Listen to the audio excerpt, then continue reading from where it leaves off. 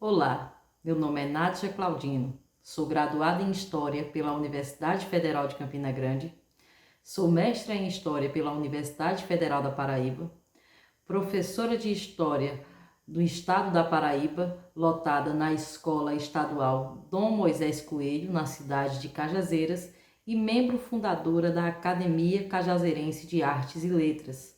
E estou aqui para falar do meu livro a respeito da cangaceira Maria Bonita. Muito se tem falado sobre Maria Bonita. Há filmes, fotografias, livros que tratam da chamada Rainha do Cangaço. Eu, em 2017, defendi uma dissertação na Universidade Federal da Paraíba sobre Maria Bonita, para pensá-la a partir dos escritos que tinham sido feitos sobre ela. Em 2020, lancei o livro Maria Bonita, Entre o Punhal e o Afeto, pela editora Arribansan. Neste livro, eu procuro trazer à tona histórias sobre Maria Bonita, histórias essas que foram narradas pelos homens, pelo viés do olhar masculino. Então, esse é o começo para que a gente pense a história desta mulher tão diferente e que é tão lembrada mesmo depois de 82 anos de sua morte. Para isso eu vou falar um pouco sobre Maria Bonita, fazer uma biografia da cangaceira Maria Bonita aqui para vocês. Maria Bonita nasceu em 1911, no dia 8 de março de 1911. Aos 15 anos se casou com um primo chamado Zé de Nenê. Aos 19 anos, fugiu com Lampião e deixou este casamento para trás e se transformou na companheira do cangaceiro mais famoso do Nordeste. Maria Bonita é pensada pelos historiadores, memorialistas, jornalistas e também médicos que tiveram acesso à sua cabeça depois de sua morte como uma mulher com muitos aspectos importantes. Uma mulher sensual, uma mulher valente, uma mulher à frente do seu tempo. E são esses diversos olhares do masculino, os diversos olhares dos homens sobre essa mulher que nós discutimos aqui hoje. É sobre isso que eu falo no meu livro. Maria Bonita entra para o cangaço de uma forma diferente da maioria das cangaceiras. As cangaceiras entravam para o cangaço, em sua maioria, de forma compulsória, eram obrigadas por algum cangaceiro a entrar para o cangaço. Maria Bonita não. Maria Bonita acompanhou o Lampião de livre e espontânea vontade, e assim participou da vida do cangaço de 1930 até 1938, quando houve o massacre na fazenda Angicos, onde Maria Bonita, Lampião e mais 9 cangaceiros foram mortos pelas tropas do governo. E quando a gente pensa em Maria Bonita, a gente pensa nessa mulher múltipla, nesta mulher que, mesmo 82 anos de sua morte, ainda é falada a jogos de batalhas e discursos para representar essa cangaceira. E a gente fala da mulher que viveu 82 anos atrás, da mulher que viveu no ambiente sertanejo, sem esquecer que esta mulher do passado também pode ser representada aqui no presente. Ela pode ser trabalhada aqui no presente para a gente entender como as mulheres são pensadas. E para isso eu trago a história do nome de Maria Bonita. Por que Maria Bonita? Maria Bonita nasceu Maria Gomes de Oliveira. Na infância era conhecida como Maria de Déia, porque sua mãe chamava-se Déia. Na adolescência, depois do casamento com o seu primo Zé de Nenê, Maria Bonita passou a ser Maria de Zé de Nenê. Então, o seu nome ficou ligado ao nome do seu marido. Quando Maria Bonita vai embora com Lampião para viver no seio do cangaço, ela se transforma em Maria do Capitão para as pessoas do bando, porque Maria Bonita não foi chamada de Maria Bonita dentro do bando. Maria Bonita, ou era conhecida como Maria de Lampião ou Maria do Capitão. Maria Bonita foi chamada de Maria Bonita pelos jornalistas, principalmente do sul do país, que deram este nome a ela pensando na sua tão propagada formosura. Então, eu sempre falo que esse adjetivo bonita limita muito, não só Maria Bonita, como nós, mulheres. Então, a beleza de Maria Bonita é questionada até hoje, se passando quase 83 anos de sua morte. Às vezes se coloca uma foto dela no Facebook, no Instagram, ou então em uma aula uma foto de Maria Bonita é mostrada e as pessoas perguntam se era mesmo bonita, ou outras pessoas dizem assim, mas ela não era bonita, não era uma mulher formosa, por que essa alcunha de bonita? Então a gente percebe que há uma diminuição dessa imagem da mulher apenas a sua forma física, a sua beleza.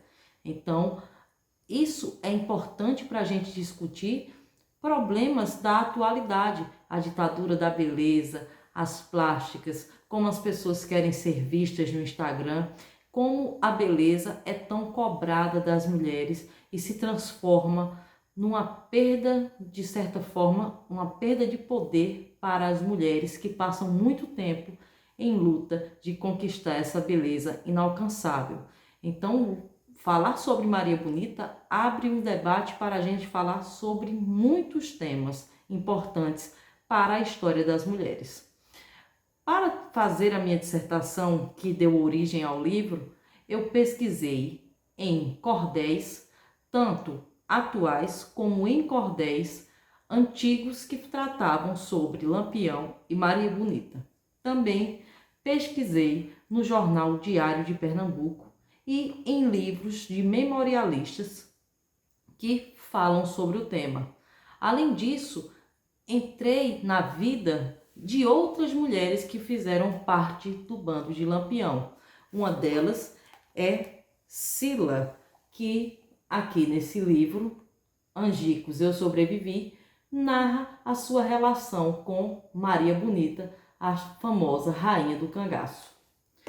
Maria Bonita, ao entrar no grupo de Lampião, deu possibilidade, de certa forma, para que outras mulheres também pudessem fazer parte daquela confraria de homens que até aquele momento tinha sido um espaço da masculinidade, que inclusive era um lugar em que mulheres não eram bem vistas e não eram aceitas. E Lampião rompe essa lógica ao conhecer Maria Bonita na Bahia e levar Maria Bonita para coabitar com ele dentro do bando de cangaceiros. Depois de Maria Bonita, outras mulheres célebres entraram para o cangaço, no caso de Sila, que é essa que eu mostrei o livro dela, ou então mesmo da cangaceira Dadá, que foi mulher do cangaceiro Corisco e que entrou no cangaço a partir de uma violência sexual. Ela foi raptada e levada por Corisco para o cangaço. Então, uma história diferente da história de Maria Bonita.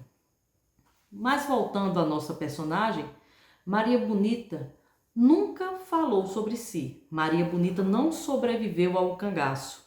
Ela foi brutalmente assassinada aos 27 anos de idade em Angicos e nunca teve oportunidade de dar uma entrevista enquanto era viva, nem de escrever algo sobre si mesma. E isso se fez um espaço para que os olhares do masculino preenchessem esse silêncio desta mulher e colocasse sobre ela todo tipo de fantasias e de imaginação.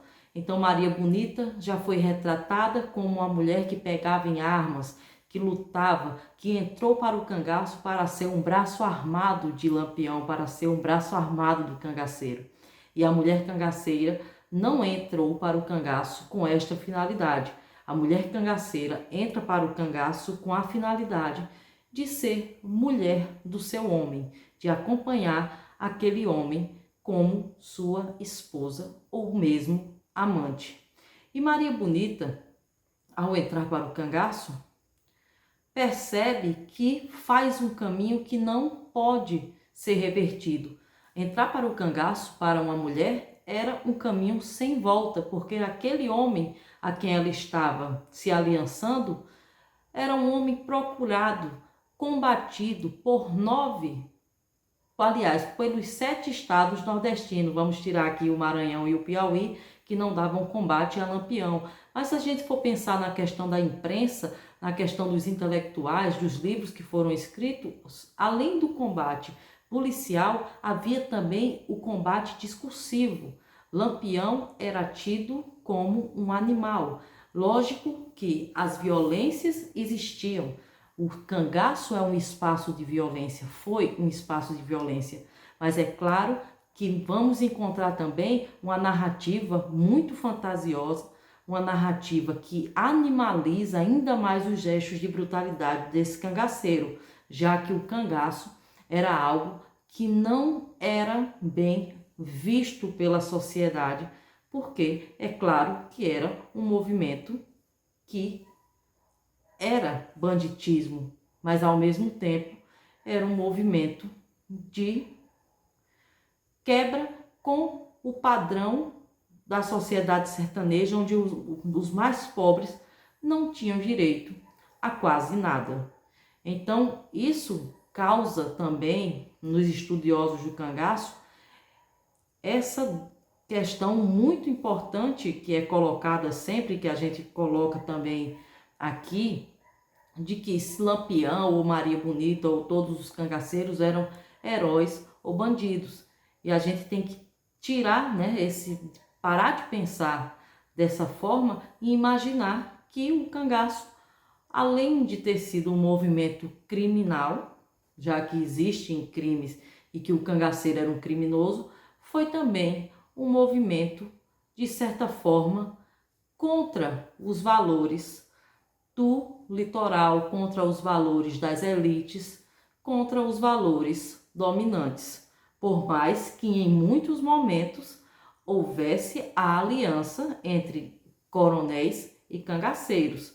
Mas é claro que os cangaceiros e os coronéis não viviam o tempo todo num idílio.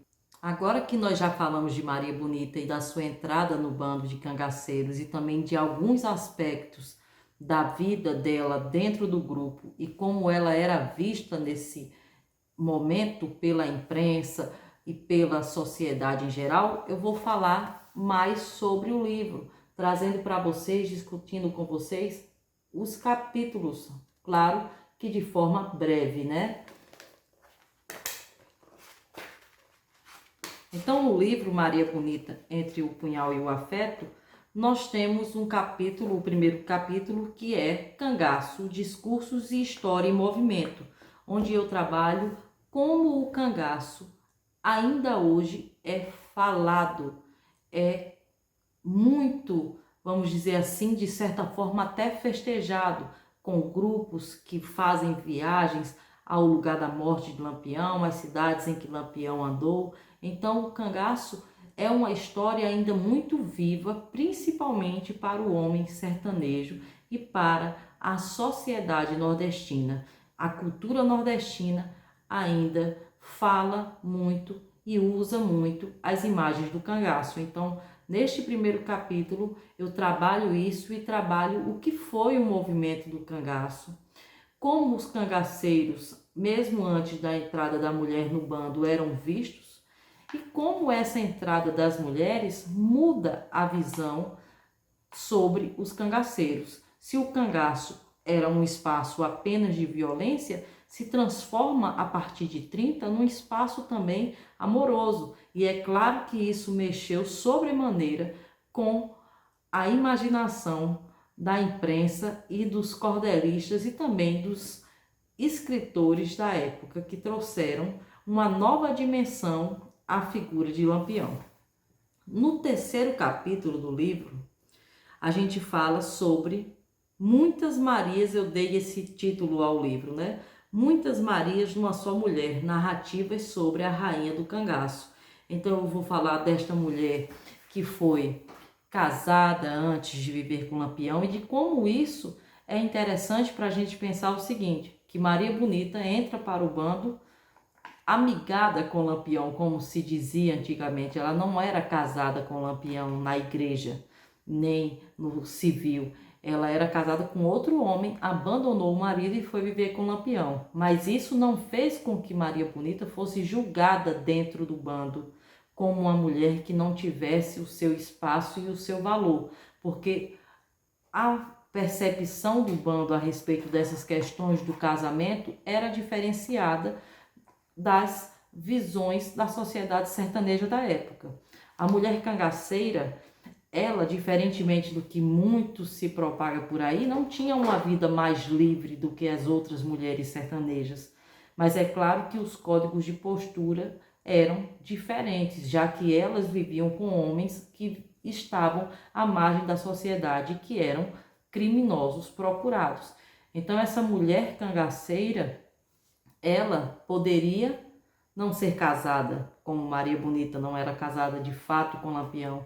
Ela também poderia ter seu filho, engravidar, que isso acontecia, é claro, no ambiente onde havia homens e mulheres, mas não maternava esses filhos. Os filhos das cangaceiras eram dados para outras pessoas que criavam essas crianças longe do cangaço, porque eles viviam fugindo da polícia e, é claro, que o choro das crianças e também a própria dureza da vida dos cangaceiros não era o espaço para a criança, e a criança estando ali no bando seria mais fácil que esse bando fosse capturado pelas forças volantes.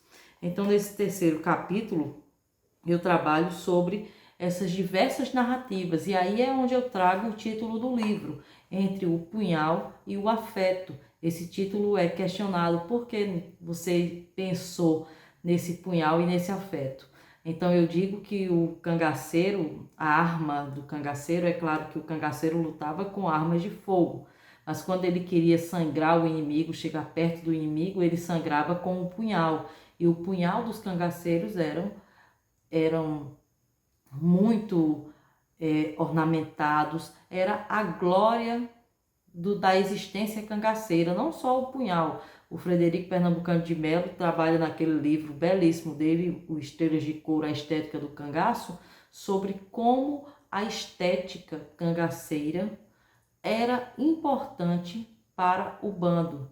Então, esse punhal também era muito importante. Os homens tinham os seus punhais, as mulheres também tinham os seus punhais. Então, eu quis juntar que Maria Bonita vivia entre esse mundo do punhal e esse mundo do afeto, que foi levado para dentro do cangaço, um mundo onde as mulheres amavam, algumas mulheres, vamos falar claramente, amavam esses homens, e outras, infelizmente, foram levadas de forma violenta. Então, o espaço do cangaço, ao mesmo tempo que era de liberdade para algumas, era escolha de algumas, para outras era uma prisão.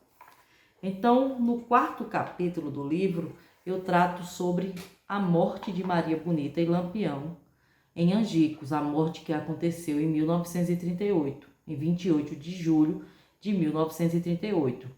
Lampião, Maria Bonita e mais 9 cangaceiros foram mortos pelas tropas do tenente João Bezerra, e Maria Bonita foi vilipendiado, o cadáver de Maria Bonita foi vilipendiado pelos policiais volantes. A cabeça desses cangaceiros foi decepada e o corpo de cada um deixado para trás. As cabeças passam a ser troféus e foram levadas pelas cidades próximas ao fato, a cidade de Piranhas, onde aconteceu essa emboscada contra os cangaceiros, e essas cabeças foram levadas inclusive para a capital do estado, né? Para Salvador, depois foram levados para Salvador, para Sergipe. E nessa questão da gente pensar nessas cabeças, vai novamente a gente falar sobre a tão propagada beleza de Maria Bonita. Porque mesmo depois de morta, essa beleza passou a ser novamente comentada.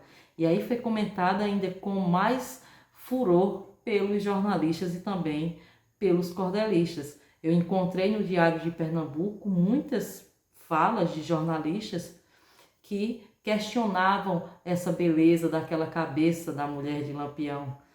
As pessoas passavam e se admiravam com a beleza de Maria Bonita, que estava morta, a cabeça dentro de uma lata de querosene, sendo transportada por várias cidades do Nordeste, que isso era algo comum, né? Por mais que a gente pense que essa sociedade era uma sociedade extremamente violenta, mas isso nos choca.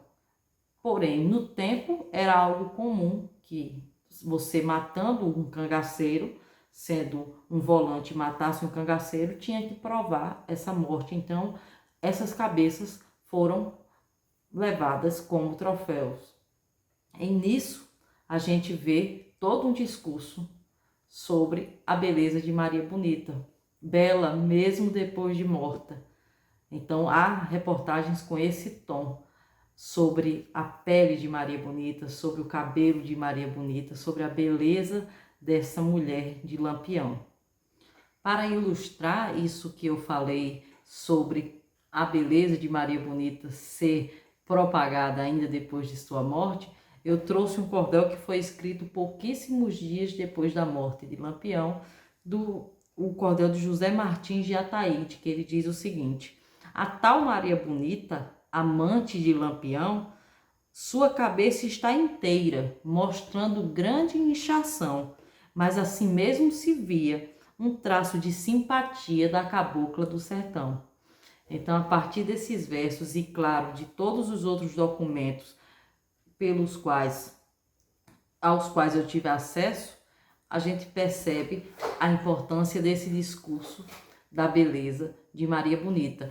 Um discurso que também não é apenas no sentido de glorificar, vamos dizer assim, essa mulher bonita e essa mulher que se doou ao amor e morreu pelo seu amado. Mas há também muitos discursos em que a figura de Maria Bonita é mostrada como uma figura vulgar, como uma figura de uma mulher doidivanas e de uma mulher perigosa, uma mulher bandida, que estava ali no bando também para cometer brutalidades. E isso a gente encontra também, principalmente no Diário de Pernambuco, em algumas matérias, em que testemunhas dizem que apanharam na cara amando de Maria Bonita, ou que Maria Bonita mandou cortar. Tem até uma minissérie, né, a minissérie da Globo, que mostra Maria Bonita cortando a orelha de uma mulher por quem ela tinha um desafeto.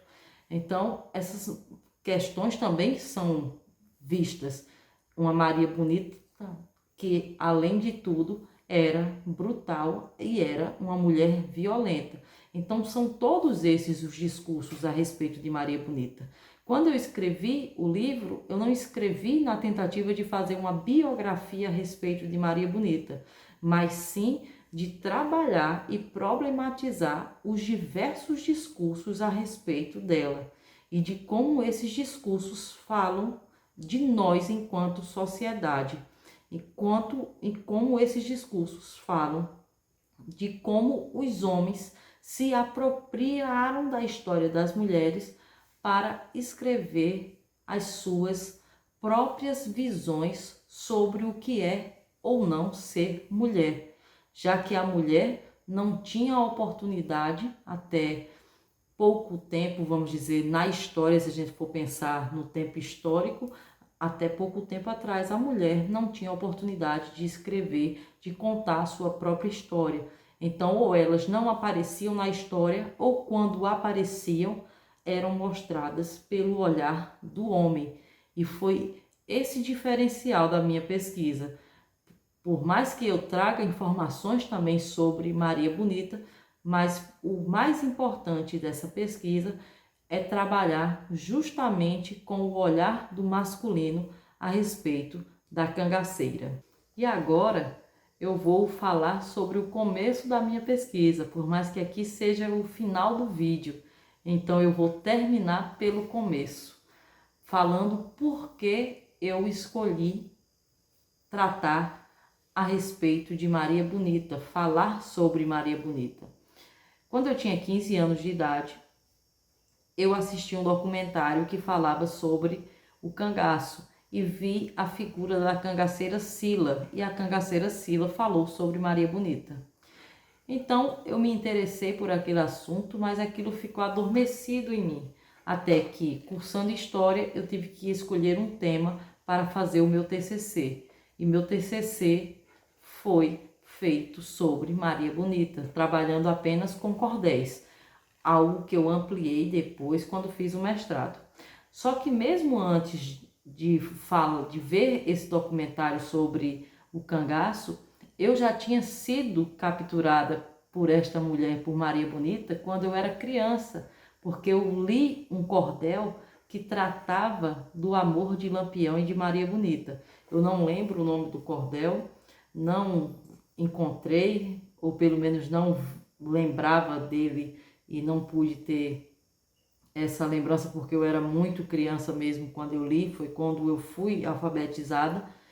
Então, é a partir dessas indagações que eu criei quando ainda não tinha percepções sobre as teorias de como a história é escrita, de como a história é feita, quais as metodologias para se escrever a história, eu ficava me indagando como esses homens podem saber o que ela sentia quando se falava que Maria Bonita amava muito, que Maria Bonita era muito ruim, ou era muito boa, ou era muito valente. Eu ficava imaginando como eles sabem, como eles adivinharam tudo isso. E a partir dessas perguntas infantis até, eu consegui fazer a minha pesquisa tentando responder a essas perguntas que me inquietaram. Então, para finalizar, eu vou ler o prefácio do livro que foi escrito pela minha orientadora, Suzel Oliveira da Rosa, que orientou a minha dissertação de mestrado e escreveu esse prefácio. Ainda criança, em meio aos cordéis encontrados no baú de sua bisavó, Nádia Claudino conheceu e se encantou com o cangaço. Essa lembrança marcou Nádia na forma desses afetos potentes que estimulam a criatividade e movimentam a vida. Anos mais tarde, na companhia de sua mãe, assistiu a um documentário sobre o tema que novamente geraria expansão. Nesse documentário, alguns e uma sobrevivente do massacre de Angicos contavam sua versão. O relato de Sila, uma das cangaceiras do bando de Lampião, despertou novamente o desejo de Nádia mergulhar no mundo e nos relatos sobre o assunto, em especial na história das mulheres e da tão representada e forjada pelas vozes masculinas Maria Bonita. Assim, nossa autora, que já era versada nas letras, pois apaixonada pela literatura desde muito cedo, tornou-se historiadora das mulheres do cangaço. Uma trajetória que começou no baú da sua bisavó e resultou no livro que lhes apresento. Fruto de sua dissertação de mestrado, o livro é absolutamente original e se inscreve no que chamamos de História das Mulheres, e ouso dizer que inaugura ou renova, não por ser a primeira, mas por sua abordagem, originalidade e fôlego de pesquisa, uma história das mulheres no cangaço. História que abre a multiplicidade, que não teme olhar os acasos, os acidentes, que desconfia das origens, desconfia e perscruta os discursos e as representações fabricadas sobre as mulheres, não apenas as que se tornaram cangaceiras, mas também as que tiveram seus corpos marcados pela passagem dos grupos em suas casas, em suas cidades. Os discursos e representações sobre Maria Gomes de Oliveira, Maria Déa ou Maria Bonita, discursos que situaram como uma das personagens centrais no que Nádia chama de romance do cangaço. Tudo isso com uma narrativa envolvente, ágil, que mistura textos jornalísticos, literatura de cordel, romances e uma ampla pesquisa documental. Um livro convidativo, tanto às pessoas que se dedicam profissionalmente ao tema, como aquelas que desejam conhecer um pouco mais sobre este universo que continua a inspirar múltiplas histórias. Então, a professora Suzel é professora da Universidade Estadual da Paraíba, é doutora em História, pós-doutora, na verdade, em História, e fez essa gentileza de escrever o prefácio do meu livro. Então, aqui está o meu livro. Para adquirir o livro, você pode entrar no site da editora Ribansan ou falar comigo pelas minhas redes sociais, Nádia Claudino no Instagram e Nádia Claudino no Facebook.